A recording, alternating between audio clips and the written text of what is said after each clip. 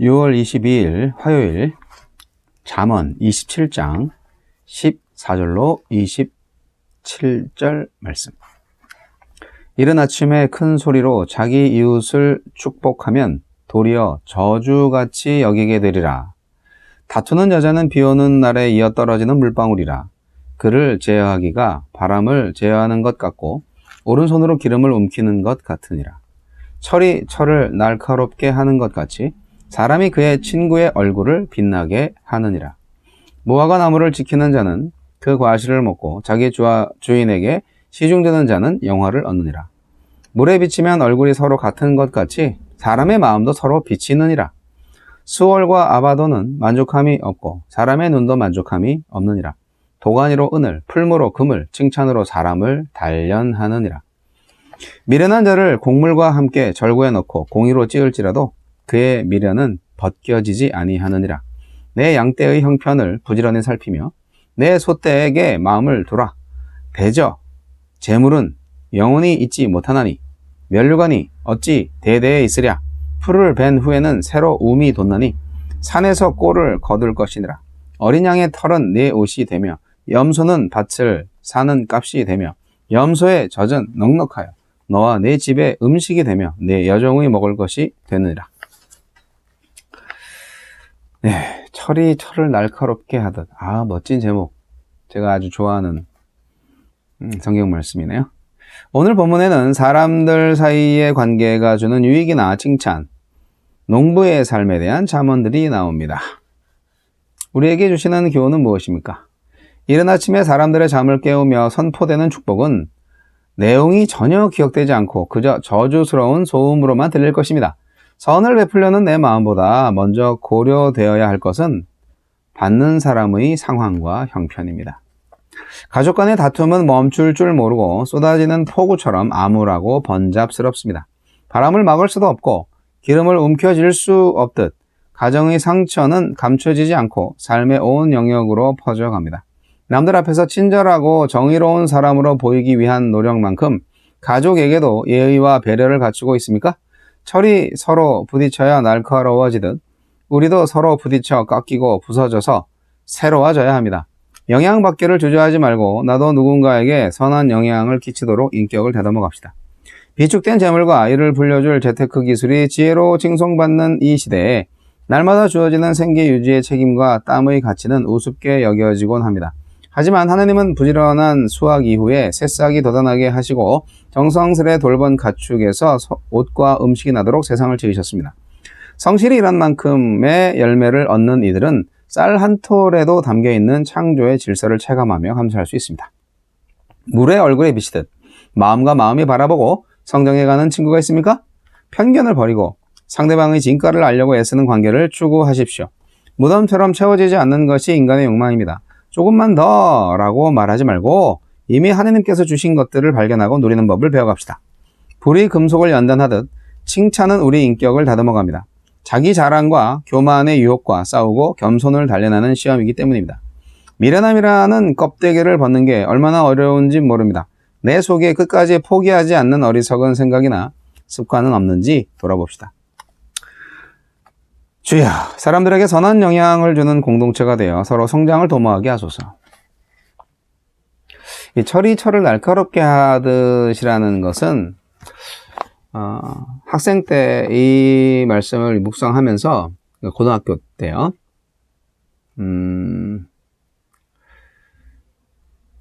철이 된다는 것을 좀 어렵게 생각했던 것 같아요. 내가 뭐길래 친구를 빛나게 해. 나도 힘들어 죽겠는데. 네, 그냥 친구의 얼굴에 똥이나 묻히지 말지. 이런 쓸데없는 겸손이 아니라 자학 수준의 자기 평가를 했던 것 같은데, 예수 믿고 한 3년쯤 됐을 때, 고등학교 때 생각을 해보면, 아직도 그 당시 저의 진가를 스스로가 알지 못했던 때였던 것 같아요. 네. 자, 오늘 말씀, 하나님께서 우리에게 좋은 친구를 주시기를 원하십니다. 물론 예수님이라는 좋은 친구가 있는데 그러나 우리의 그 인간관계 속에서 이 좋은 친구가 있어야 된다는 것이죠. 예. 정말 이런 친구가 있으면 얼마나 좋을까요? 참, 철이 철을 날카롭게 하는 것 같이. 사람이 그의 친구의 얼굴을 빛나게 하느니라. 나의 얼굴을 빛나게 해주는 친구가 있는지, 내가, 빛내줄 친구가 있는지, 여러분 어떠십니까? 네. 참, 신앙 안에서 참된 친구 한 명 만들기가 쉽지 않죠. 그런 친구가 한 명이라도 있다면 굉장히 복된 사람인 거예요. 뭐, 소꿉친구, 뭐, 초딩 동창 이후로 순수한 만남을, 가질 수 있겠는가 하는 그런 부정적인 생각을 할 수도 있지만, 꼭 그렇지 않다고 생각합니다. 신앙 안에서, 얼마든지 진정한 친구를 만날 수 있다고 저는 믿습니다. 사실 중학교 3학년 때 제가 예수 믿고 나서 고등학교 생활할 때까지 그 이전에 있던 친구들하고 많이 헤어졌어요. 왜냐하면 제가 교회돌이가 됐잖아요. 친구들 많이 사귀고 그랬는데 교회에 너무 열정적으로 참여하다 보니까 교회 친구들만 친구가 되어버린 거예요. 학교 친구가 아니라. 그게 저는 참 안타까운 일이라고 생각합니다. 교회 프로그램이 너무 많고 교회에 집회 참석이 너무 많고 그러다 보니까 너무 행복했죠, 사실. 네. 교회 가면 너무 좋은 일이 많아요. 근데 이제 학교 친구가 등한시 되는 거가 있었어요, 저한테. 그건 좀 안 좋은 것 같아요. 특히 이민사회 안에서 우리 한인들이, 자녀들이 이제 한인교회를 나가고 하다 보면 교회 친구들로 이렇게 묶이는 경우가 많아요. 왜냐면 미국이라는 나라는 차로 데려다 주지 않으면 어디 갈 수가 없기 때문에 그래서 더더욱 고립되는 것 같아요. 요즘 뭐 인터넷이 있어서 좀 나을 수도 있지만 고등학교 한 2, 3학년 한국으로 말하면 그러니까 뭐 한 11학년쯤 돼서야 이제 차도 끌고 다니는 친구들이 있고 그러다 보니까 이제 조금 넓어지긴 하는데 하여간 그 이전에는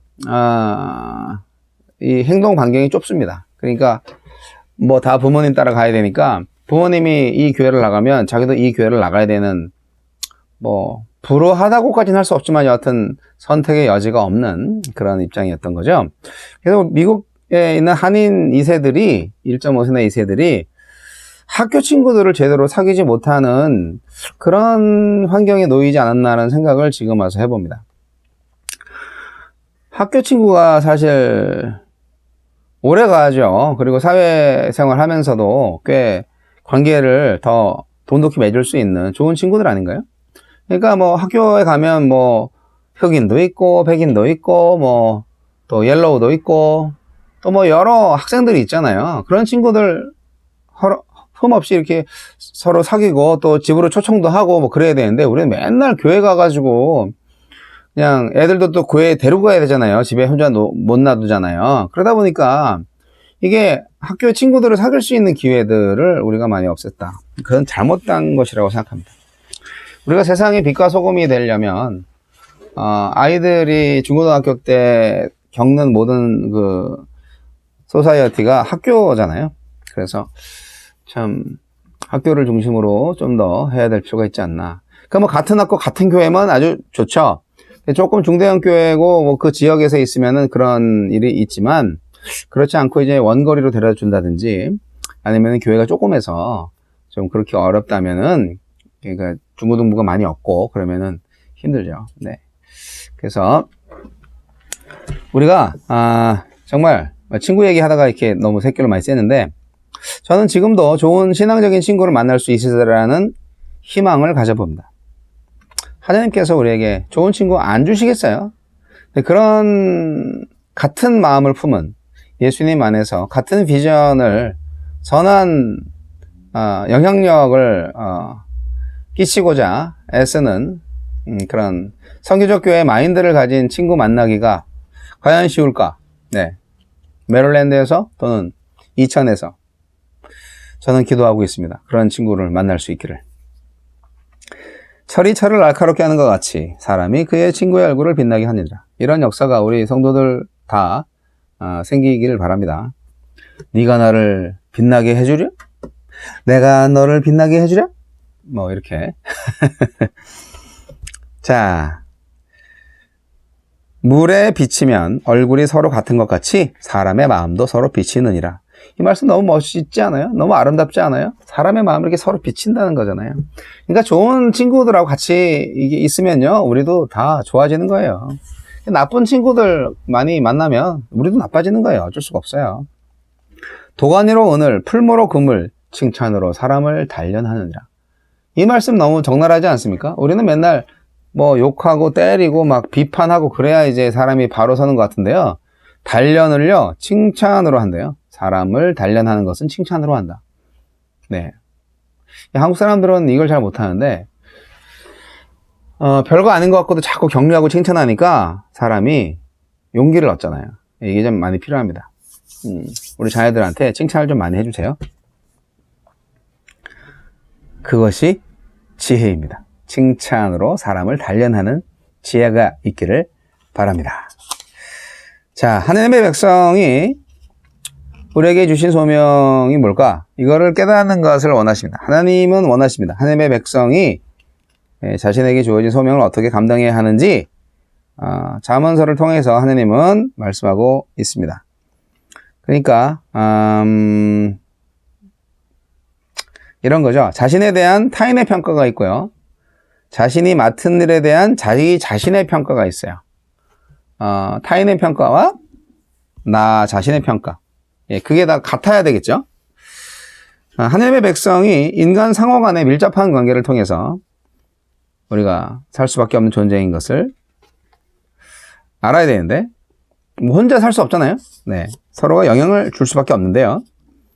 그런데 그런 다른 사람과의 관계 속에서 자기를 돌아보면서 하나님을 경외할 수 있는 그 마음을 유지해야 된다는 거예요. 그러니까 이게 뭐 신앙 따로 뭐 친구 따로 이런 거 아니고요. 사람 관계와 하나님을 경외하는 것이 다 하나예요. 예, 한 덩어리. 굉장히 유기적인 관계가 있는 거죠.